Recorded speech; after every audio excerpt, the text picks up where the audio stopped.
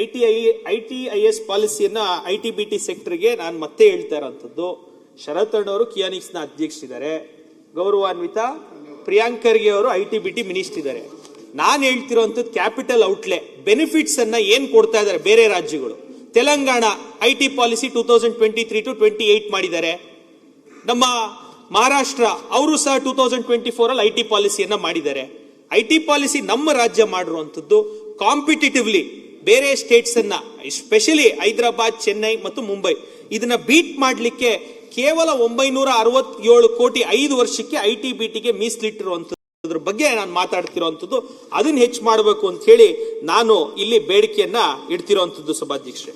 ಇದ್ರ ಜೊತೆಗೆ ಬಜೆಟಿನ ಬಗ್ಗೆ ನಿನ್ನೆನೂ ಸಹ ಎಲ್ಲ ಕಡೆ ಹೇಳಿದ್ದಾರೆ. ನಾನು ಆಗ್ಲೇ ಹೇಳಿದೆ, ಮ್ಯಾನುಫ್ಯಾಕ್ಚರಿಂಗ್ ಸೆಕ್ಟರ್ ಈಗ ಇನ್ನೂ ಹೆಚ್ಚಿನ ಉದ್ಯೋಗಾವಕಾಶಗಳು ಸಿಗಬೇಕು. ಈಗಾಗಲೇ ಯುವ ನಿಧಿ ಯೋಜನೆ ಬಗ್ಗೆ ಈ ಬಜೆಟ್ ಅಲ್ಲಿ ಆಲ್ಮೋಸ್ಟ್ ಯುವ ನಿಧಿ ಯೋಜನೆನ ಕೈ ಬಿಟ್ಟಿರುವಂತಹ ಲೆಕ್ಕಕ್ಕೆ ಯಾವುದೇ ರೀತಿಯಾದಂತಹ ಯುವ ನಿಧಿಗೆ ಯಾವ ಅನುದಾನ ಮೀಸಲಿಟ್ಟಿಲ್ಲ. ರಾಜ್ಯದ ಯುವಕರಲ್ಲಿ ನಾನು ಈ ಸರ್ಕಾರವನ್ನ ಕೇಳ್ಕೊಳ್ಳುವಂಥದ್ದು, ಮೊದಲನೇ ಬಾರಿ ರಾಜ್ಯದ ಇತಿಹಾಸದಲ್ಲಿ ನಿರುದ್ಯೋಗಿ ಭತ್ಯವನ್ನ ಕೊಡ್ತೀವಿ ಅಂತ ಹೇಳಿ ಕಾಂಗ್ರೆಸ್ ಸರ್ಕಾರ ಕೊಡ್ತು. ನಿರುದ್ಯೋಗಿ ಭತ್ಯವನ್ನ ಎಷ್ಟು ಜನಕ್ಕೆ ಕೊಟ್ಟಿದ್ದಾರೆ? ಕಳೆದ 3 ವರ್ಷದಲ್ಲಿ 3,08,267 ಯುವಕ ಯುವತಿಯರಿಗೆ ನಾವು ನಿರುದ್ಯೋಗಿ ಭತ್ಯವನ್ನ ಕೊಟ್ಟಿದ್ದೀವಿ ಅಂತ ಹೇಳಿ ತಮ್ಮ ಬಜೆಟ್ ಪುಸ್ತಕದಲ್ಲಿ ಗೌರವಾನ್ವಿತ ಮುಖ್ಯಮಂತ್ರಿಗಳು ತಿಳಿಸಿರುವಂಥದ್ದು. ಇದಕ್ಕೆ 914 ಕೋಟಿ ವೆಚ್ಚ ಆಗಿದೆ ಅಂತ ಹೇಳಿದ್ದಾರೆ. ಇವರ ಉದ್ದೇಶ ಇದ್ದಂಥದ್ದೇನು? 180 ದಿನದೊಳಗಡೆ ಈ ನಿರುದ್ಯೋಗಿ ಯುವಕ ಯುವತಿಯರಿಗೆ ಕೆಲಸವನ್ನ ಕೊಡಿಸಬೇಕು, ಟ್ರೈನಿಂಗ್ ಅನ್ನ ಕೊಡಬೇಕು ಅಂತ ಈ ಯುವ ನಿಧಿ ಯೋಜನೆಯ ಮೂಲ ಉದ್ದೇಶ. ಇದುವರೆಗೂ ಎಷ್ಟು ಜನಕ್ಕೆ ಕೆಲಸವನ್ನ ಕೊಟ್ಟಿದ್ದಾರೆ ಅಂತ ಬಜೆಟ್ ಪುಸ್ತಕದಲ್ಲೇ ಹೇಳಿದ್ದಾರೆ. 180 ದಿನಕ್ಕೆ ಟ್ರೈನಿಂಗ್ಗೆ ಇಷ್ಟು ಡೇಟಾಬೇಸ್ ಇದೆ ಇವ್ರ ಹತ್ರ. ಡಿಗ್ರಿ ಓದಿಂತ ಯುವಕರು 3,000 ರೂಪಾಯಿ ತಗೊಂತಾ ಇದ್ದಾರೆ, ಡಿಪ್ಲೊಮಾ ಓದಿರುವಂತವ್ರು 1,500 ರೂಪಾಯಿ ಭತ್ಯವನ್ನ ತಗೊಂತಾ ಇದ್ದಾರೆ. ಇಷ್ಟು ಜನ ಯುವಕರು, 3,08,000 ಯುವಕರಲ್ಲಿ ಎಷ್ಟು ಜನಕ್ಕೆ ಕೆಲಸವನ್ನ ಕೊಡಿಸಿದೆ ಸರ್ಕಾರ? ಅದನ್ನ ನೋಡಿದ್ರೆ ಇದೇ ಬಜೆಟ್ ಪುಸ್ತಕದಲ್ಲಿ ಹೇಳ್ತಾರೆ, ಉದ್ಯೋಗ ಮೇಳಗಳನ್ನ ಆಯೋಜಿಸಿ 1.1 ಲಕ್ಷ ಕೋಟಿ ಯುವಕರನ್ನ ಭಾಗವಹಿಸಿ ಕೇವಲ 19,863 ಯುವಕರಿಗೆ ನಾವು ಕೆಲಸವನ್ನ ಕೊಡಿಸಿದೀವಿ ಅಂತ ಹೇಳಿ ಇದೇ ಬಜೆಟ್ ಪುಸ್ತಕದಲ್ಲಿ ಹೇಳಿರುವಂಥದ್ದು. 3,08,000 ನಿರುದ್ಯೋಗಿ ಭತ್ಯೆ ಪಡಿತಿರುವಂತ ಯುವಕರಿಗೆ ಕೆಲಸ ಕೊಡಿಸ್ಲಿಕ್ಕೆ ಸ್ಕಿಲ್ ಡೆವಲಪ್ಮೆಂಟ್ ಇದೆ, ಯೂತ್ ಎಂಪವರ್ಮೆಂಟ್ ಇದೆ, ಐಟಿ ಸೆಕ್ಟರ್ ಇದೆ, ಮ್ಯಾನುಫ್ಯಾಕ್ಚರಿಂಗ್ ಸೆಕ್ಟರ್, ಇಂಡಸ್ಟ್ರಿಯಲ್ ಸೆಕ್ಟರ್ ಇದೆ, ಇಷ್ಟು ಪ್ಲಸ್ ಕಾರ್ಮಿಕ ಇಲಾಖೆ ಇದೆ. ಇಷ್ಟು ಸೆಕ್ಟರ್ಗಳಿದ್ರೂ ಸಹ ಕೇವಲ 19,863 ಯುವಕರಿಗೆ ಇದರಲ್ಲಿ ನಿರುದ್ಯೋಗಿಗಳಿಗೆ ಕೆಲಸವನ್ನ ಕೊಡಿಸಿರುವಂತದ್ದು ಈ ಸರ್ಕಾರದ ಸಾಧನೆ. ಇನ್ನ ಪ್ರೈವೇಟ್ ಕೆಲಸಗಳು ಬಿಟ್ಟು ನಮ್ಮ ಗೌರ್ಮೆಂಟ್ ಕೆಲಸಗಳ ಬಗ್ಗೆ ಈ ಬಜೆಟ್ ಅಲ್ಲೂ ಮತ್ತೆ ಯುವಕರ ಪರವಾಗಿ 56,432 ಸರ್ಕಾರಿ ಹುದ್ದೆಗಳನ್ನ ಭರ್ತಿ ಮಾಡ್ತೀವಿ ಅಂತ ಮುಖ್ಯಮಂತ್ರಿಗಳು ತಿಳಿಸಿದ್ದಾರೆ.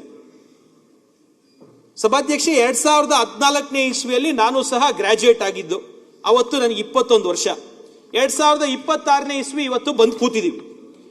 KPSC ಬರೀಲಿಕ್ಕೆ ಎಷ್ಟು ಏಜ್ ಲಿಮಿಟೇಷನ್, ಒಂದು KS ಆಫೀಸರ್ ಆಗ್ಲಿಕ್ಕೆ ಅಂತ ಹೇಳಿ ಏಜ್ ಲಿಮಿಟೇಷನ್ ನಾವು ನೋಡಿದ್ರೆ 21 ವರ್ಷದಿಂದ 35 ವರ್ಷದ ಯುವಕರು ಇವತ್ತು KPSC ಅನ್ನ ಬರೀಬಹುದು. ಎಷ್ಟು ಅಟೆಂಪ್ಟ್ ಕೊಡ್ತಾರೆ? 6 ಅಟೆಂಪ್ಟ್ ಅನ್ನ ಕೊಡುವಂತ ಕೆಲಸ ಮಾಡ್ತಾರೆ.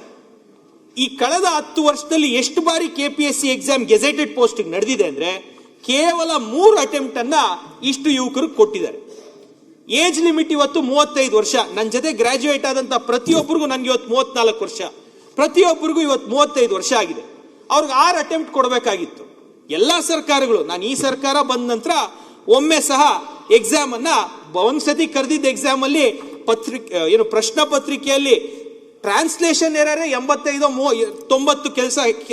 ಬಾರಿ ಟ್ರಾನ್ಸ್ಲೇಷನ್ ಎರರ್ ಇತ್ತು. ಈ ಬಾರಿ KPSC ಹುದ್ದೆಗಳಿಗೆ 3 ಅಟೆಂಪ್ಟ್, ಈ ವಯಸ್ಸು ಮತ್ತೆ ಹೋದ್ಮೇಲೆ 35 ವರ್ಷ ಆದ್ಮೇಲೆ ಅವ್ರು ಬರೆಯಂಗಿಲ್ಲ. ಅವ್ರ ಎಲಿಜಿಬಿಲಿಟಿ ಇರುವಂತ 6 ಅಟೆಂಪ್ಟ್. ಯುವಕರು ಇವತ್ತು KPSC ಬಗ್ಗೆ ಏನ್ ಮಾತಾಡ್ತಾ ಇದ್ದಾರೆ ಅನ್ನುವಂಥದ್ದು ಹಾದಿ ಬೀದಿಯಲ್ಲಿ ನಿಂತು ಇವತ್ತು ಪ್ರತಿಭಟನೆಗಳು ಇಳಿಯೋ ರೀತಿಯಲ್ಲಿ ಯುವಕರು ಬಂದು ನಿಂತಿದ್ದಾರೆ. KPSC ಸಮಸ್ಯೆ, ಈ ಏಜ್ ರಿಲ್ಯಾಕ್ಸೇಷನ್ ಸಮಸ್ಯೆ, ವಿಶೇಷವಾಗಿ ಯುವಕರಿಗೆ 6 ಅಟೆಂಪ್ಟ್ ದೊರಕುವಂಥದ್ದು ಅವರ ಹಕ್ಕು. ಏಜ್ ಅನ್ನ ರಿಲ್ಯಾಕ್ಸ್ ಮಾಡುವಂತ ಕೆಲಸ ಇವತ್ತು ಸರ್ಕಾರ 6 ಅಟೆಂಪ್ಟ್ ಆಗೋವರೆಗೂ ಮಾಡಬೇಕು.